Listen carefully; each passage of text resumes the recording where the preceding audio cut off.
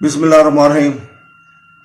بھائیوں، بہنوں اور دوستوں، آج ہم بیان کر رہے ہیں صحیح بخاری کی حدیث نمبر 131، 132 اور 133۔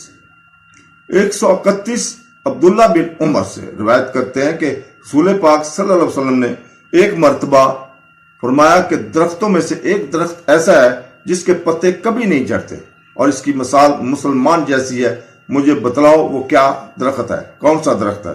تو لوگ جنگلی درختوں کی سوچ میں پڑ گئے اور میرے دل میں آیا کہ میں بتلا دوں کہ وہ کھجور کا پیڑ ہے۔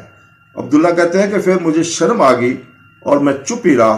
تب لوگوں نے عرض کیا، یا رسول اللہ، آپ ہی خود بتا دیں کہ آپ صلی اللہ علیہ وسلم نے فرمایا وہ کھجور ہے۔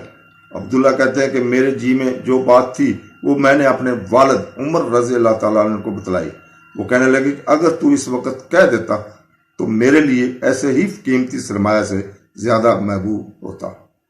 تو دوستو، 132 میں عبداللہ بن عمر سے روایت ہے کہ رسول پاک صلی اللہ علیہ وسلم نے ایک مرتبہ فرمایا کہ درختوں میں سے ایک درخت ایسا ہے کہ جس کے پتے کبھی نہیں جھڑتے اور اس کی مثال مسلمان جیسی ہے، مجھے بتلاؤ وہ کون سا درخت ہے؟ تو لوگ جنگلی درختوں کے سوچ میں پڑ گئے اور میرے دل میں آیا کہ میں بتلا دوں کہ وہ کھجور کا پیڑ ہے۔ عبداللہ کہتے ہیں کہ پھر مجھے شرم آ گئی اور میں چپ ہی رہا۔ تب لوگوں نے عرض کیا، یا رسول اللہ، آپ خود ہی بتا دیں کہ وہ کون سا درخت ہے۔ آپ صلی اللہ علیہ وسلم فرمایا وہ کھجور ہے۔ عبداللہ کہتے ہیں کہ میرے جی میں جو بات تھی وہ میں نے اپنے والد عمر رضی اللہ تعالیٰ کو بتلائی۔ وہ کہنے لگے کہ اگر تو اس وقت کہہ دیتا تو میرے لیے ایسے ہی قیمتی سرمایہ سے زیادہ محبوب ہوتا۔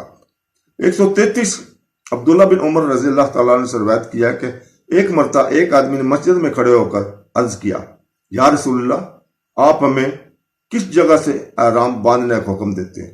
تو رسول پاک صلی اللہ علیہ وسلم نے فرمایا، مدینہ والے ذوالحلیفہ سے احرام باندھیں اور اہل شام جعفہ سے، اور نجد والے قرآن نازل سے۔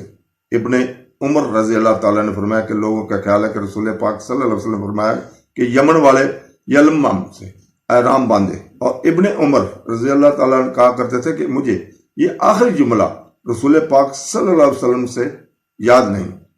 تو دوستو، اللہ تعالیٰ حدیث پڑھنے، قرآن اور تفسیر پڑھنے کی ہمیں ہمت دے اور اس کے اوپر عمل کرنے کی توفیق عطا فرمائے۔ آمین ثم آمین۔ اللہ حافظ۔